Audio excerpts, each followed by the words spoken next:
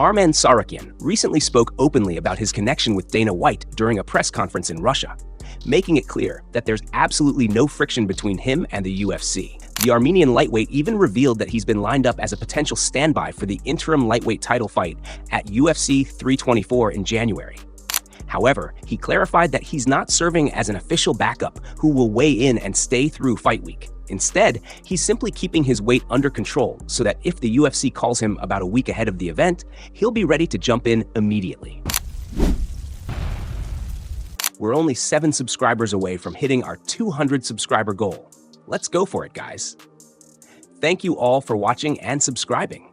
Your support truly keeps me going. Interestingly, Ilia Topuria's recent decision to step away from competition might end up being a blessing in disguise for Tsarukyan. Many assumed he'd be sidelined for most of 2026, but with Topuria on pause, Arman suddenly has a legitimate opportunity to fight the winner of Justin Gaethje versus Paddy Pimblett if El Matador's hiatus continues. In the meantime, Arman is keeping himself active and sharp. He's scheduled to face Sure Bullet in a grappling match on December 30th, using it as a way to stay busy and maintain peak conditioning while waiting for a possible call from the UFC. Since Tsarukyan isn't fond of Paddy, he even offered to help Justin Gaethje during his training camp to prepare for him. Here's how the highlight reacted to Arman's offer. Arman Tsarukyan wants to help you train for Paddy Pimblett. Did you see that? He wants to offer his services to you. Yeah, I saw that. I mean, I would say that from my perspective, that was more of him trying to go against Paddy rather than help me. But, you know, I'm not going to go and start making drastic changes in my training camps when it comes to getting ready for these fights. Now, I trust the team that I have. I will bring in training partners. But ultimately, I'm not going to bring in guys that I'm probably and possibly going to fight in the future.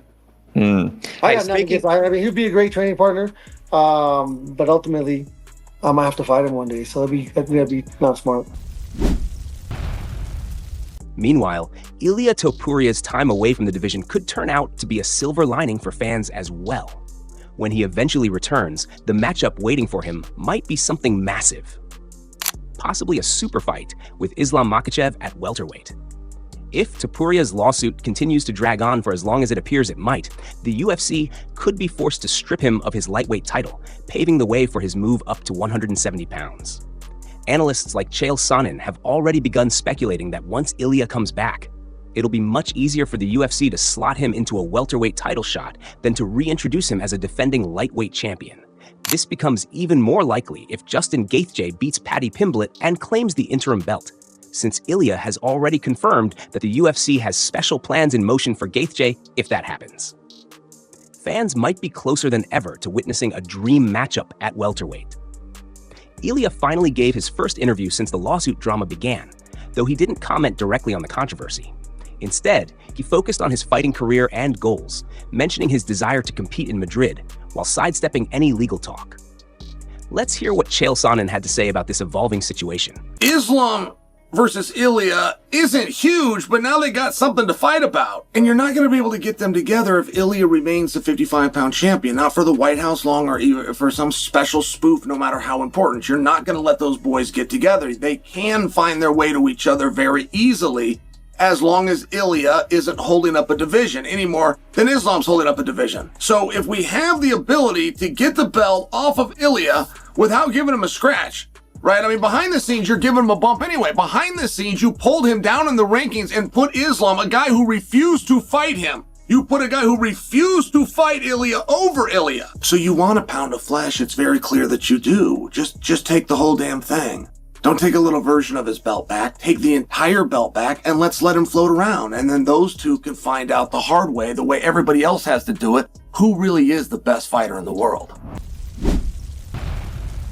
Islam Makhachev recently sat down for an interview with the Russian media outlet Voice of MMA. And for the first time in quite a while, it was clear that the Ilia Topuria situation had finally gotten under his skin. After months of hearing Topuria's trash talk and what he considered open disrespect, Islam went on an unusually emotional rant, something fans aren't used to seeing from him. During the heated exchange, he even slipped in a wife-beater jab directed at Ilia, a remark that immediately blew up across the MMA world. It was an uncharacteristic outburst for the usually composed Dagestani champion and hinted at how personal this rivalry has become for him. The entire fan base seems divided over the ongoing controversy surrounding Topuria's lawsuit, with one side firmly standing by the innocent until proven guilty principle, while others are convinced that Ilia is at fault despite the lack of any formal charges. However, for fighters from Dagestan, this type of issue carries a deeper cultural weight. Their upbringing and religious beliefs emphasize respect and the protection of women. This isn't the first time such a clash of principles has erupted in the sport. We saw something similar years ago when Conor McGregor faced accusations of assault, and Khabib Nurmagomedov, along with his entire team, publicly condemned him long before any official reports or court decisions were made. Now, history seems to be repeating itself, with Islam Makhachev and his camp drawing a hard moral line in the sand when it comes to Topuria.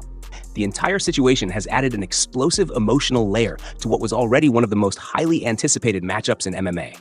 Whether fans approve or not, this rivalry has clearly gone beyond simple rankings and championship belts. It's personal now. During the interview, Islam didn't hold back when asked about Ilia.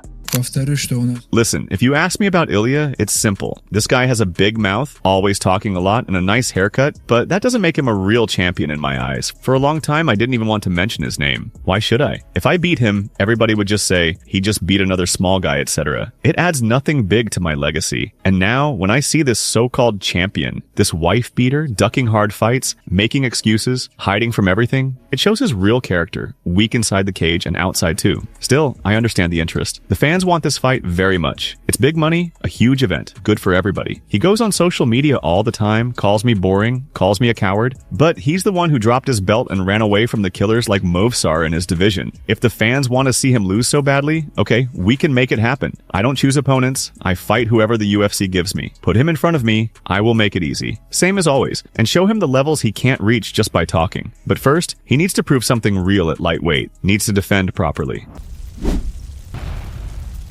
That's it from All MMA Talks. Thanks for watching.